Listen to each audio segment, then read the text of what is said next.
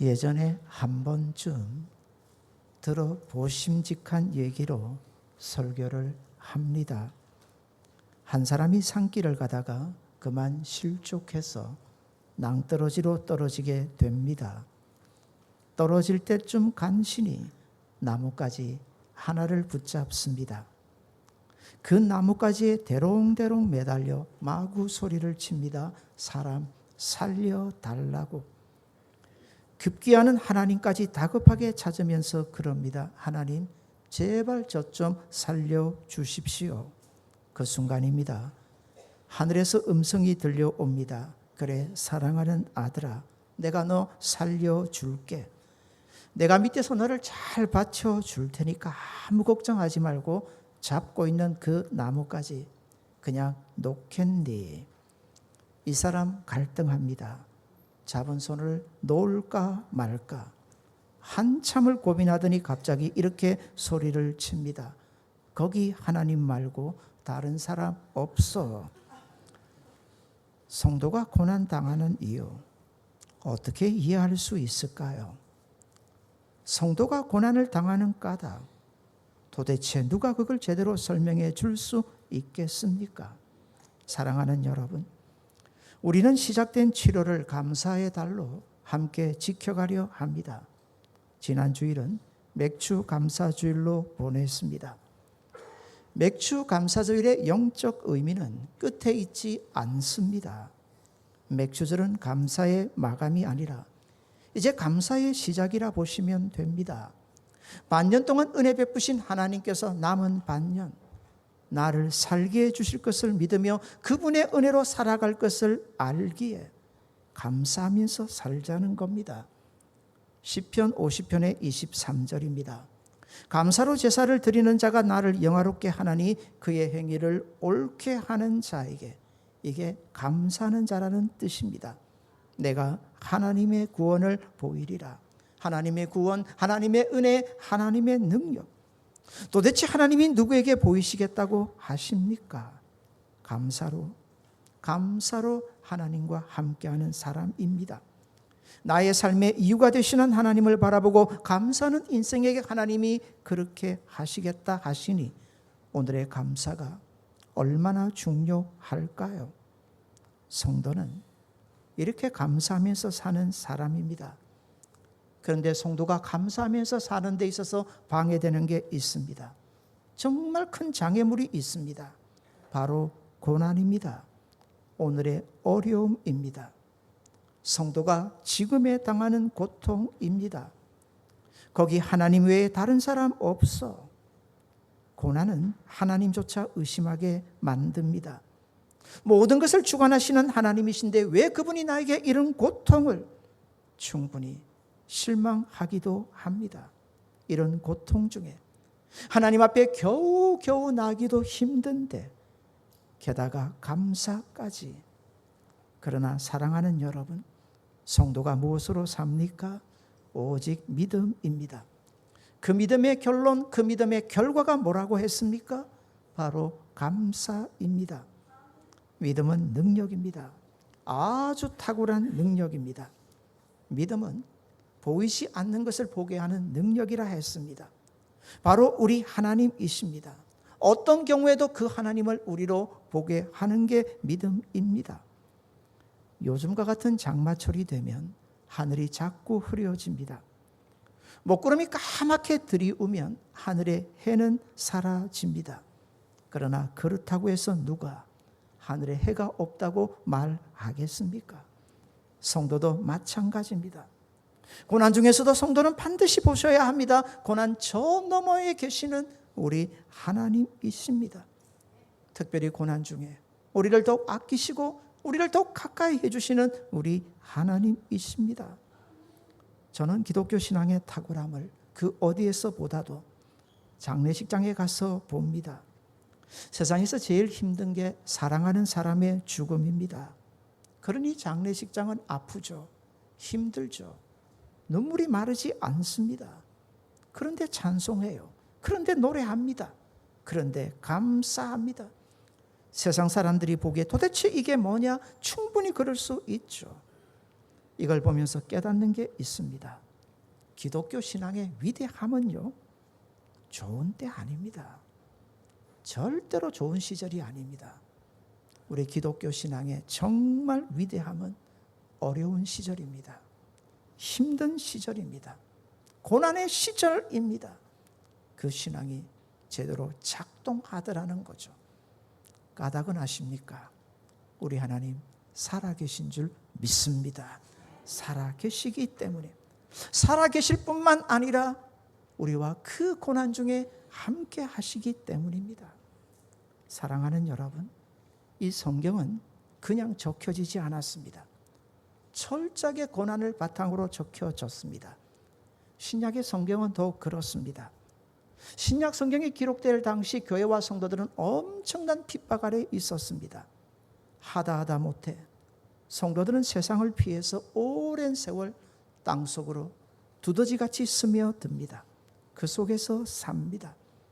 그런데 성경이 그런 성도들에게 뭐라고 합니까? 그래도 참으라, 예, 이해하겠습니다. 참으라 하시니 이해하겠습니다. 그나마 천국의 소망이 우리에게 있으니. 그런데 오히려 기뻐하라 합니다. 오히려 즐거워하라 합니다. 이게 도대체 어떻게 가능한 걸까요? 도대체 이걸 어떻게 이해해야 할까요? 신앙은 세상을 얻는 게 아닙니다. 하나님을 얻고 얻는 게 신앙인 줄 믿으시기를 바랍니다. 우리가 하나님을 언제 가장 많이 얻는 줄 아십니까? 그게 고난의 시절입니다. 성도가 어려울 때입니다.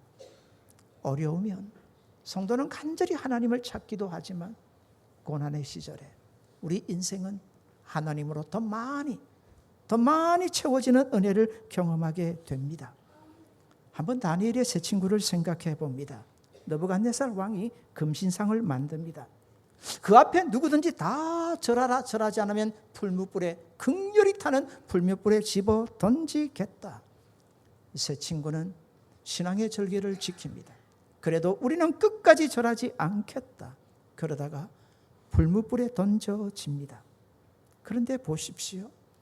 하나님께서 기가 막히게 다른 사람이 아니에요. 느부갓네살의 눈을 여십니다. 풀무불을 가만히 보는데 느부갓네살의 눈에 너무 이상한 게 보입니다. 분명히 그 풀무불에 들어간 사람은 다니엘의 세 친구입니다. 3명입니다. 그런데 왕의 눈에 풀무불을 가만히 보니 한 사람이 더 보입니다. 다니엘서 3장 25절입니다. 왕이 또 말하며 이르되 내가 보니 결박되지 아니하는 네 사람이 불 가운데로 다니는데 상하지도 아니하였고 그 넷째의 모습은 신들의 아들과 같도다 하고 신입니다. 하나님이십니다. 우리 눈에 보이시는 하나님은 한 분뿐이십니다. 누구십니까? 예수님 뿐이십니다. 우리 하나님 아버지는 우리 눈으로 절대로 볼 수 없습니다. 그러나 우리 눈에 정확하게 보여지시는 분은 한 분밖에 없습니다. 누구십니까? 예수님이시죠. 나중에 십자가의 자신까지 주시면서 우리의 고난에 함께 하셨던 하나님이 다니엘의 세 친구의 고난의 현장에 함께하고 계셨다는 겁니다. 다른 사람으로 보게 한 게 아닙니다. 누구로요? 느부갓네살로 보게 한 겁니다. 그러면서 느부갓네살의 입술로 세 친구와 함께 하시는 하나님을 고백해 했습니다. 그걸 성도들이 들었을 때 얼마나 힘이 되고 위로가 되었겠습니까? 요셉도 생각해 봅시다. 요셉도 애굽에서 엄청 고통의 세월을 보냅니다. 그런데 가만히 보십시오. 요셉과 함께하는 하나님을 누가 보든가요? 애굽 사람들입니다. 애굽 사람들입니다. 애굽 사람들이 요셉에게 그럽니다. 내가 보니 너의 하나님이 너와 범사에 함께 하시더라. 그 얘기를 들으면서 얼마나 힘이 되었겠습니까? 성경은 오늘도 이런 얘기를 통해서 우리 가운데 보여주기를 원합니다. 고난 중에 계십니까? 아픔 중에 계십니까? 역경 중에 계십니까? 감당할 수 없는 어려움 중에 계십니까? 하나님이 고난 중에 우리와 함께 하심을 믿으시기를 바랍니다. 함께 하십니다. 함께 하신다는 거죠. 고난당하는 성도에게 이보다 더 위로가 되고 소망이 되는 말씀이 어디 있겠습니까? 고난하면 성경에서 제일 먼저 생각나는 사람은 바로 오늘 본문에 나오는 욥이 될 겁니다. 욥을 통해서 하나님은 정확하게 보여주기를 원하십니다. 욥이 엄청난 고통 중에 고난당하는 이유와 까닭을 발견하고 찾을 수 있다면 우리는 당연합니다. 그래서 욥의 고난은 우리에게 정말 위로가 되고 소망이 됩니다. 욥의 하나님이 누구의 하나님이시기 때문입니까? 우리의 하나님이시기 때문입니다. 성도에게 고난은 없다. 성경 절대로 말하지 않습니다. 처음부터 끝까지 성경은 고난당하는 성도의 모습을 우리에게 보여줍니다. 그리고 우리로 알기를 원합니다. 고난의 종류입니다. 적어도 고난의 종류는 정확하게 이해를 해야 성도가 고난을 그리고 이겨낼 수 있기 때문입니다. 고난의 궁극적인 이유, 모든 것을 허용하시는 분은 하나님이시지만 고난은 절대로 하나님으로 말미암지 않습니다. 무엇 때문일까요? 우리 인생의 죄 때문입니다. 모든 고난의 근본적인 이유라 보시면 됩니다. 성경을 한번 봅니다. 하나님이 이 세상을 만드셨습니다. 우리 하나님이 창조주이심을 믿습니다. 만드시면서 정말 좋아하시고 정말 기뻐하십니다. 하루 만드시고 심히 좋아하셨더라. 또 하루 만드시고 너무 좋아하셨더라. 창세기 1장 2절은 이렇게 하나님의 좋아하시는 모습으로 가득 차 있습니다. 그런데 성경의 얘기는 그게 끝입니다. 창세기 1장 2장으로 더 이상 기뻐하시는 하나님의 모습을 우리는 보지 못합니다. 대신해서 우리 하나님이 이 세상을 보실 때 어찌하실까요? 창세기 6장 5절입니다. 여호와께서 사람의 죄악이 세상에 가득함과 그의 마음으로 생각하는 모든 계획이 항상 악할 뿐임을 보시고 땅 위에 사람 지으셨음을 뭐 하셨다고요? 한탄하시고 마음에 뭐까지 하셨다고요? 근심까지 하신다. 우리가 사는 세상 괜찮은 게 절대로 아닙니다. 이런 세상을 성도가 어찌 자랑하며 살겠습니까? 하나님은 지금도 세상을 보시며 근심하고 또 근심하십니다. 뭐 때문에요? 이 세상에 바로 죄 때문입니다. 성도가 은혜를 경험하면 알게 되는 게 있습니다. 이 죄가 결코 남의 죄 때문은 아니라는 겁니다. 은혜를 입고 나면 성도는 이 세상의 죄를 내 탓으로 여깁니다. 그리고 하나님 앞으로 가져가게끔 되어 있습니다. 엎드려 기도합니다. 제발 우리를 좀 용서해 달라고 말입니다. 이게 은혜 입은 자의 모습이라 보시면 됩니다. 그러니 세상의 죄를 바라본다면 우리는 세상에 소망 두지 않습니다. 오직 누구에게만 소망 둘까요? 우리 하나님에게만 소망 두게끔 되어 있습니다. 두 번째입니다. 하나님의 뜻을 이루기 위해서 하나님 그렇게 기뻐하시는 일 때문에 당하는 고난이 있습니다. 복음 때문에, 하나님의 나라 때문에 스스로 자원해서 한번 선교사님들을 돌아봅시다. 그분들의 수고와 그분들의 헌신은 상상을 초월합니다. 얼마 전에도 제 동기 선교사님이 한 공항에서 심장마비로 숨을 거두셨습니다. 까닭은 너무 무리를 하신 거예요. 아프리카 땅에서 복음을 전하는데 지금 아프리카 땅은 난립니다. 얼마나 복음이 뜨겁게 화랑인지. 우간다에는 교회가 세워지면은요, 한 번에 수십 개씩 수백 개씩 세워집니다. 그 현장을 다 관할을 하며 섬기셨던 분이십니다. 좀 쉬셔야 하는데 또 복음을 위해 비행기 타고 가시다가 공항에서 그만 숨을 거두셨습니다. 누가 알까요? 도대체 이 고난을 누가 이해할 수 있을까요? 이 고난은 정말 선을 위해서, 하나님 나라를 위해서 당하는 고난입니다. 사랑하는 여러분, 가만히 보면요, 정말 복음답게 능력으로 드러나는 곳에는 반드시 거기에는 고난이 있습니다. 누군가의 고난이 반드시 있습니다. 우리가 한국 땅에서 이렇게 예수님 편안하게 믿고 사는 거, 정말 누군가의 헌신이 있었다는 거 놓치시면 안 됩니다. 세 번째 고난입니다. 오늘의 우리가 눈여겨 좀 보고자 하는 고난입니다. 바로 애매하게 당하는 고난입니다. 이유도 없어요. 까닭도 없습니다. 정말 왠지 모르겠어요. 왜 하나님이 나를 이렇게까지 몰아가시나? 욥이 당하는 고난을 세 가지 범주에 밀어넣자면 이 애매한 고난에 밀어넣을 수 있다고 여겨집니다. 욥의 고난을 잠깐 생각해 봅니다. 욥의 죄 때문에 당하는 고난일까요? 절대로 아닙니다. 성경은 절대로 사람을 띄우는 법이 없거든요. 성경은 사람 띄우지 않아요. 그런데 욥기서를 딱 펼치자마자 하나님은 욥을 얼마나 띄우시는지 모릅니다. 욥기 1장 1절입니다.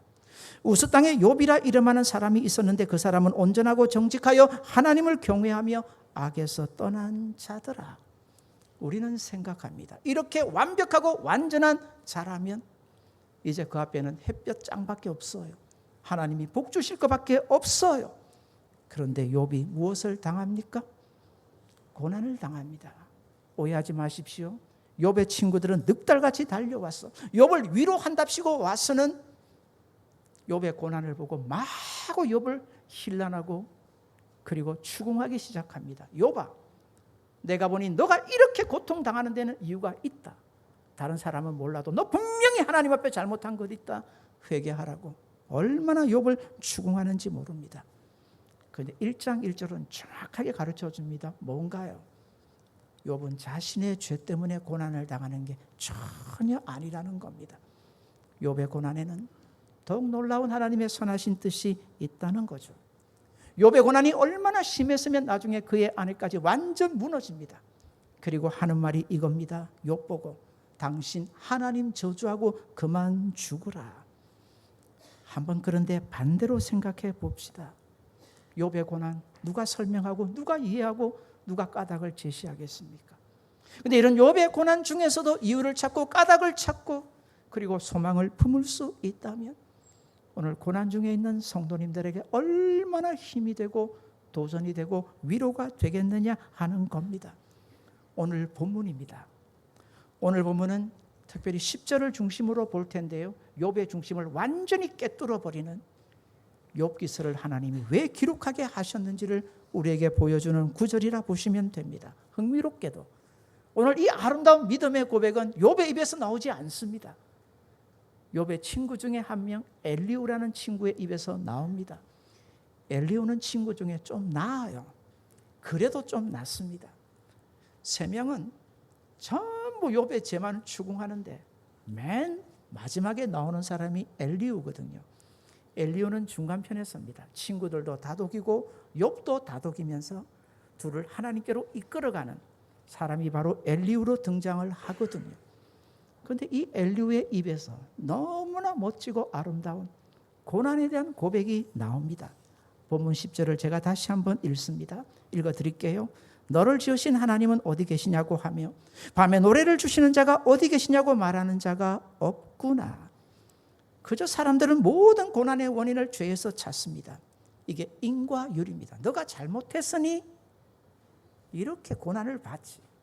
너가 잘했으면 하나님이 복을 주실 텐데. 이게 인과응보, 인과율이라고 합니다. 욥 당시 사람들은요 철저하게 여기에 젖어 있었습니다. 이건 예수님 당시도 그렇고요. 지금 우리도 그렇습니다. 저도 그렇습니다.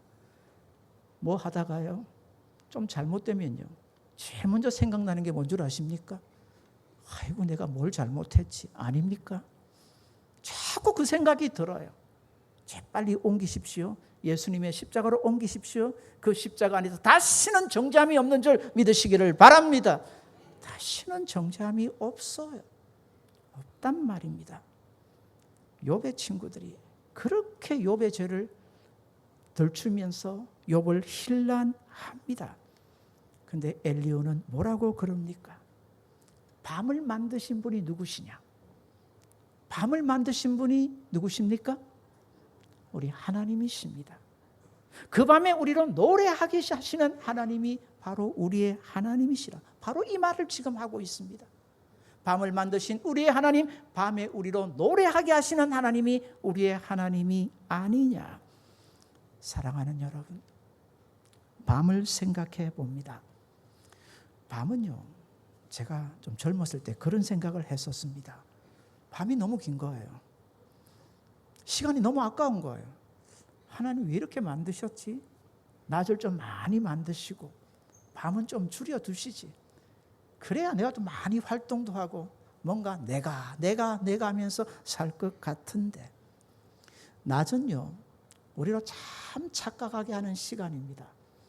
사람은 낮에 다 수고하거든요. 낮에 다 일하거든요. 낮에 다 노력하고 애를 쓰거든요. 그러면서 낮은 사람으로 하여금 착각합니다. 내가 사는 모든 게 누구 덕분이라고요? 마치 자기 덕분인 줄 착각하게 합니다. 그런데 밤이 되면요, 밤은요 이 일을 반드시 하게끔 되어 있습니다. 밤이 되면 뭐 하셔야 되나요? 주무셔야 합니다. 자야 합니다. 밤이 되면 반드시 사람은 잡니다. 근데 장사라도요, 잘 때 가만히 보면 참 연약합니다. 잘 때는 아이보다도 못합니다. 안 그렇습니까? 아무리 힘이 센들 자면요 아무것도 아닙니다. 잘 때는 자기를 위해 아무것도 하는 게 없어 보입니다. 그런데 아십니까? 성경이 이때 우리에게 보여줍니다. 우리 하나님이십니다. 우리 하나님은 어떤 하나님이십니까? 그 밤에 졸지도 않으시고 주무시지도 않으시면서 우리를 위해 수고하시는 하나님이신 줄 믿습니다. 그 은혜로 사는 거예요. 왜 하나님이 밤을 만드셨을까요? 알려주시고 보여주고 싶으셨어. 너희가 왜 사는지 어떻게 사는지 하나님의 은혜로 산다는 것. 지금도 수고하시는 하나님의 은혜로 우리는 그렇게 살아왔고 앞으로도 살아갈 줄 믿으시기를 바랍니다. 밤은요 인생이 당하는 고난에 자주 견주어 표현이 됩니다. 생각해 봅시다. 밤에 노래하게 하시는 하나님, 사랑하는 여러분, 예수님의 십자가 사랑 아십니까? 아십니까? 우리 모릅니다. 이 사랑 언제 아느냐면 내가 고난 당하면 압니다. 내가 참 아플 때 압니다. 참 괴로울 때 압니다. 어떤 아주머니가 있었는데, 옛날 아주머니입니다. 시집을 갔는데 아이를 못 낳아요. 이 집이 대단한 집안이라 난리가 났습니다. 아들 못 낳는다고. 알잖아요. 그때 그 뭐 말도 안 되는 짓들을 하려고 했잖아요. 그래서라도 아이를 가지겠다 하니 이분의 마음이 얼마나 상했겠습니까? 그때 예수님을 만났습니다. 얼마나 좋은지. 아무도 못 알아주는데 자신의 마음 엎드려 기도하고 기도합니다. 하나님이 자식 주셨습니다. 그런데 그 자식을 볼 때마다 눈물이 마르질 않습니다. 그 자식 하나가 내 인생을 완전히 바꿔놓았거든요. 그 집에서 그 자식 낳았다고 얼마나 대우를 해주는지, 이 자식 하나 때문에 내 인생이 이렇게 바뀌었는데 하나님은 뭐 하신다고 그 귀한 아들 예수님을 나를 위해 십자가에 주셨는가. 아들 볼 때마다 십자가의 사랑이 철저하게 느껴집니다. 사랑하는 여러분, 성도가 하나님의 사랑 아는 거요, 언제 알까요? 진짜 언제 알까요? 내가 고난 중에 있어 보면 압니다. 우리 인생의 여정을 가만히 보십시오. 우리가 언제 하나님께로 더 가까이 갈까요? 좋은 시절일까요? 힘든 세월일까요? 정확합니다. 힘든 세월입니다. 힘든 세월. 우리 예수님은 어떤 분이십니까? 십자가를 통해서 분명히 우리에게 보여주셨습니다. 내가 고난 중에도 너와 함께 한다. 너가 어떤 고난을 당하든지 나는 다 한다. 왜? 우리보다 훨씬 고통을 당하셨기 때문입니다. 히브리서 4장 15절입니다. 우리에게 있는 대제사장은 우리의 연약함을 동정하지 못하실 리가 아니시다. 아십니다. 다 아십니다. 다 아시고 우리의 고통 중에 함께 하시고 우리의 위로가 되시고 우리의 소망이 되시고 우리를 돌보시는 하나님이신 줄 믿으시기를 바랍니다. 옆에 분에게 도전해 드립시다. 다 아십니다. 예, 다 아십니다. 그 하나님 다시 붙잡고 고난 중에서도 한번 믿음으로 일어서시는 저와 여러분 되시기를 바랍니다. 성경을 가만히 볼까요? 한번 성경에 나오는 믿음의 사람들을 가만히 보세요. 그 믿음이 그냥 만들어지던가요? 그 믿음은 절대로 그냥 만들어지지 않습니다. 우리 하나님이 우리에게 그렇게 보기를 기뻐하시고 좋아하시는 그 믿음, 어떻게 만들어지는가요? 반드시 고난을 통해 만들어집니다. 한번 받아서 따라합시다. 고난 없으면 믿음도 없습니다. 믿음 없어요. 고난이 없는데 무슨 믿음입니까? 한번 성경의 인물로 얘기를 해봅시다. 이삭과 야곱을 비교해 봅시다. 이삭이 아버지고 야곱이 아들이죠. 그런데 이삭은 나름대로 참 평탄한 세월을 보냅니다. 참 좋은 시절을 보냅니다. 그런데 이삭의 마지막은 영 아닙니다. 하나님의 뜻이 분명히 야곱에게 있음에도 불구하고 끝까지 누구에게 축복을 하려고 합니까? 에서에게. 그러다가 완전 가정 파탄, 자식 갈라놓지 않습니까? 어두워도 너무 어둡습니다. 그런데 야곱을 생각해 봅시다. 야곱은 이거 자신 탓도 많아요. 야곱은 시련의 사람, 고난의 사람이잖아요. 한평생 두들겨 맞는 사람이 야곱입니다. 나중에 바로 앞에 서서 야곱이 자신의 인생을 토로하면서 내가 무슨 세월을 보냈다고요? 험악한 세월을 보냈다고 하지 않습니까? 자덕이에요. 그렇죠? 근데도 가만히 보자는 겁니다. 그 많은 시련과 고난과 고통의 세월이 야곱을 어떻게 하던가요? 완전히 바꿔놓습니다. 완전히 믿음의 사람으로. 그가 나중에 축복하는 모습 보이십니까? 자녀들을 향해 축복할 때 므낫세 에브라임이거든요. 이렇게 하잖아요. 요셉이 보면서 아닙니다 아버지, 아니다. 이게 뭐라고요? 하나님의 뜻이다. 영안이 활짝 열려있는 야곱의 모습을 우리는 봅니다.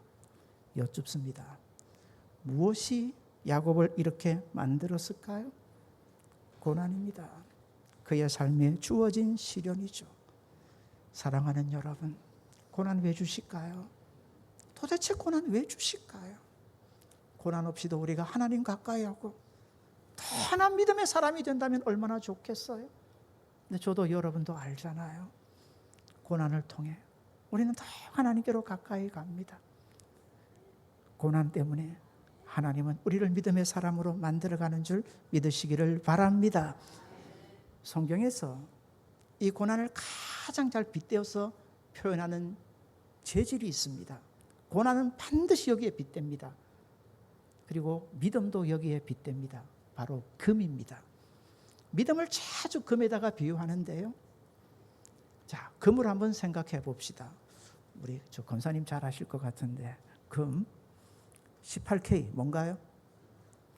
그거 18번 두들겨 맞았다고 보시면 됩니다. 금 같은 게 있는데요.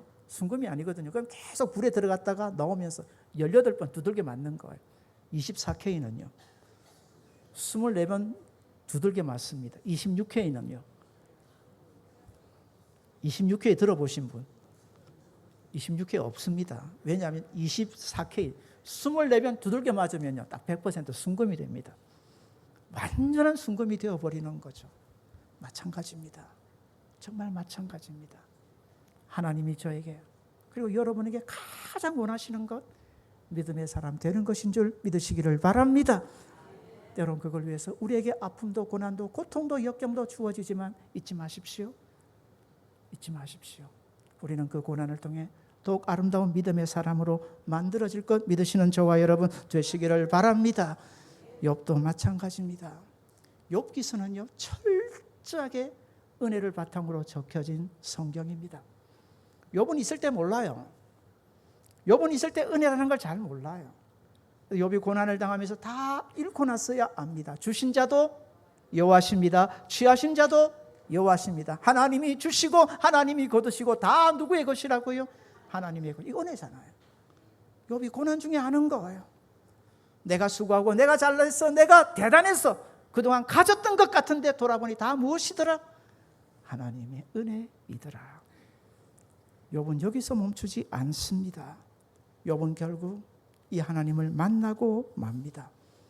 욥의 고백 중에 나오는데요. 욥기 19장 25절입니다. 한번 표준역 세번역으로 제가 읽어드립니다. 욥의 친구들이 마구 욥을 힐난하는 과정에서 욥이 하는 믿음의 고백입니다. 그러나 나는 확신한다. 내 구원자가 살아 계신다. 나를 돌보시는 그가 땅 위에 우뚝 서실 날이 오고야 말 것이다. 내 살같이 썩은 다음에라도 내 육체가 다 썩은 다음에라도 나는 반드시 누구를 배울 것이다?